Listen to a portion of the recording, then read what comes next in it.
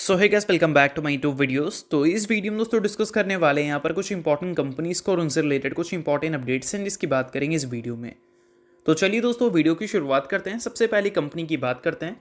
पहली कंपनी का नाम है इरेडा, यानी कि Indian renewable energy development agency limited.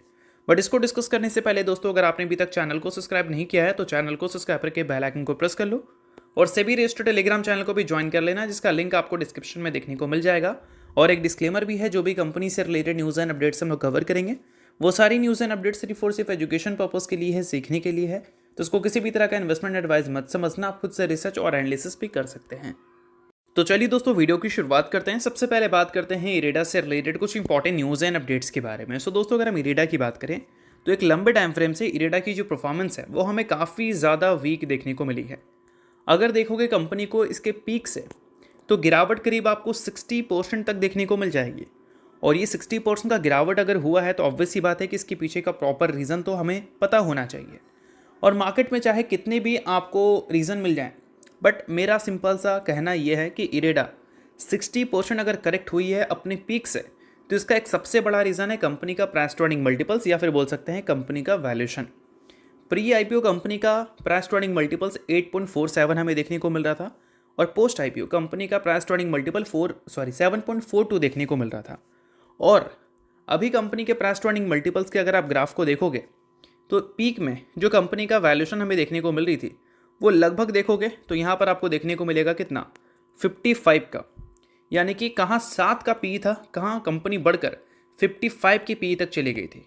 और उस बीच में कंपनी के नंबर्स को अगर हम चेकआउट करें तो क्या नंबर्स कंपनी का इतना टाइम ग्रो हुआ था?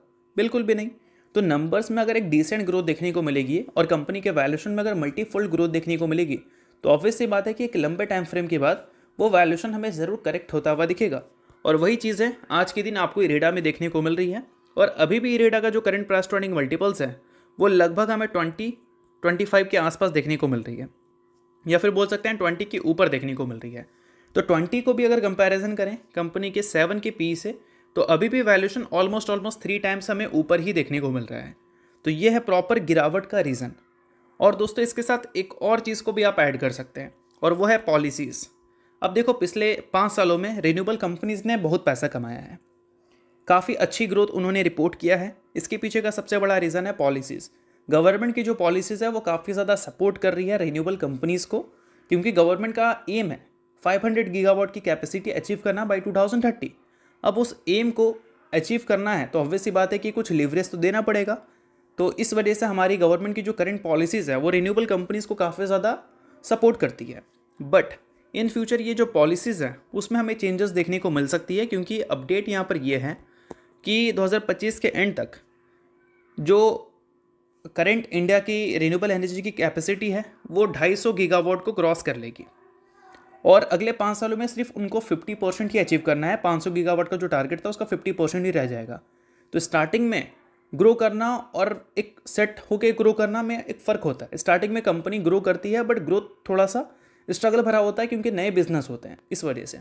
तो इस वजह से हो सकता है कि गवर्नमेंट को लेकर जो अभी रिसेंटली रिपोर्ट हमें देखने को मिला था लेंडिंग कंपनी को लेकर, कि आप थोड़े से कॉशियस हो जाओ ओवर सप्लाई होने से।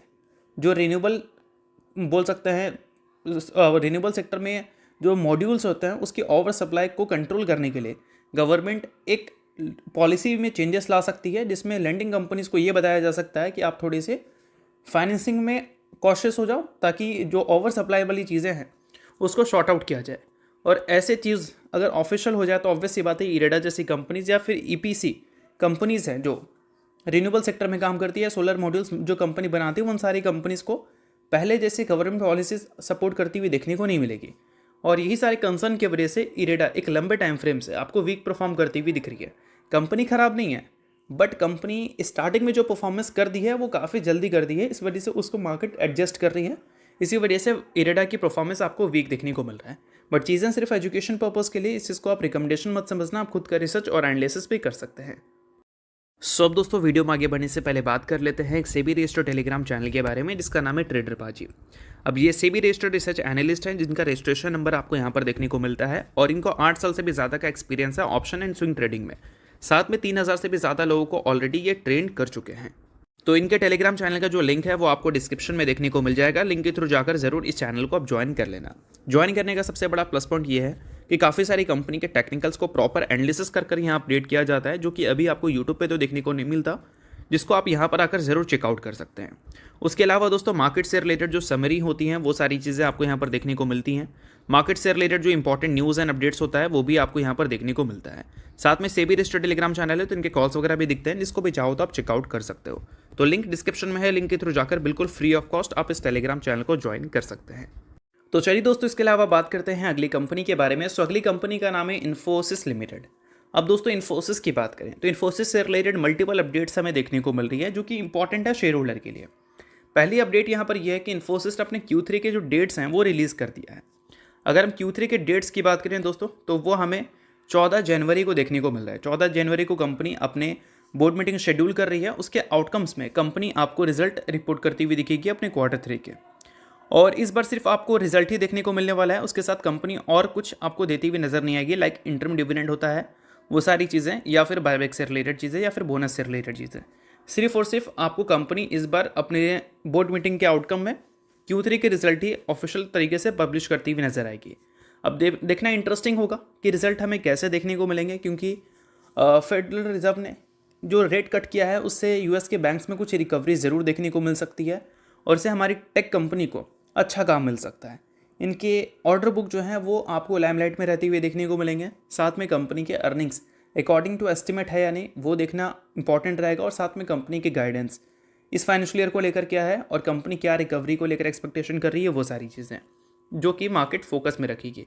साथ में दोस्तों एक और चीज़ है, अभी रिसेंटली TCS और इन्फोसिस फोकस में आई है, क्योंकि ट्रंप ने जो $1 लाख H1B वीज़ा को लेकर लगाया था न्यू एम्प्लॉय के ऊपर जो बाहर से अमेरिका में आकर काम करते हैं, उस वजह से TCS और इन्फोसिस को अच्छा खासा बोल सकते हैं प्रॉब्लम फेस करना पड़ सकता है।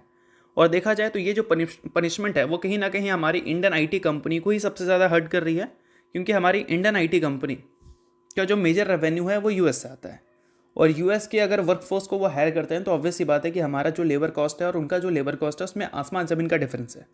3 गुना का तो डिफरेंस आपको देखने को मिल ही जाएगा। तो उस केस में क्या है कि कंपनी के एक्सपेंस ज़्यादा हो जाते हैं, और उसको कंट्रोल करने के लिए कंपनी क्या है कि जो इंडिया के लोग हैं या फिर जो एशियन लोग हैं उनको हायर करती है, ताकि कंपनी को कम लेबर कॉस्ट देना पड़े और जो एम्प्लॉय कॉस्ट है वो कंपनी का कम हो। और इन सारी चीज़ों के बाद क्या है कि जो लोकल वर्कफोर्स है उनको हायर करना पड़ेगा, जिस केस में क्या है US को तो फ़ायदा होगा और हमारी टेक कंपनी को इससे नुकसान होगा, क्योंकि उनके जो मार्जिन्स हैं वो रिड्यूस हो सकते हैं एक्सपेंस की वजह से। और ये सारी चीज़ों को लेकर एक बोल सकते हैं रिपोर्ट पब्लिश हुआ है, जिसमें TCS और इन्फोसिस को हाईलाइट किया गया है। और दोस्तों इन सारी चीज़ों के बाद अगर हम देखें कंपनी को 52 वीक हाई से, तो 19.8% के आसपास ये कंपनी अभी आपको नीचे देखने को मिल रही है। और कंपनी के आने वाले अर्निंग्स डिसाइड करेंगे कि ये जो गिरावट है या एज इट इज़ रहेंगे, या फिर कंपनी में कुछ रिकवरी हमें देखने को मिलेगी। जैसा कि मैंने बताया था कि Q3 में जो है वो नंबर तो मैटर करेगा, साथ में कंपनी के जो डील हैं वो मैटर करेगी, या कंपनी के जो गाइडेंस है वो भी मैटर करने वाली है। तो ये दोनों चीज़ों को ध्यान में रखना, गाइडेंस खासकर बहुत ज़्यादा इंपॉर्टेंट है कि मार्केट में ये कंपनी क्या आगे चलकर देख रही है। पिछले 1 साल में तो कंपनी बहुत ज़्यादा स्ट्रगल की अपने प्रॉफिट को ग्रो करने में, सिर्फ 4% का ग्रोथ रेट कंपनी ने दिखाया है। अब देखते हैं कि आगे चलकर चीज़ें हमें कैसी होती हुई दिखती है। तो चलिए इसके अलावा बात करते हैं अगली कंपनी के बारे में, जिसका नाम है दोस्तों नुवामा वेल्थ। रिसेंटली कंपनी ने 1:5 के रेशो में स्प्लिट अनाउंसमेंट किया था, जो कि फर्स्ट एवर स्प्लिट था कंपनी का। अब उसका फिलहाल कंपनी ने रिकॉर्ड डेट सेट कर दिया है, जो कि है 26 दिसंबर। 1:5 स्प्लिट का मतलब एक के बदले कंपनी आपको 5 इक्विटी शेयर देती हुई नजर आएगी। सो अगर आप इस कंपनी के शेयर होल्डर हैं तो बेशक इन सारी चीज़ों को आप नोट कर सकते हैं, काफ़ी इंपॉर्टेंट है, और 26 दिसंबर का भी डेट आप नोट डाउन कर सकते हैं। तो होप करता हूँ दोस्तों ये वीडियो आपको अच्छा लगा होगा। लाइक कीजिए, पहली बार सब्सक्राइब कीजिए। वीडियो देखने के लिए बहुत बहुत शुक्रिया।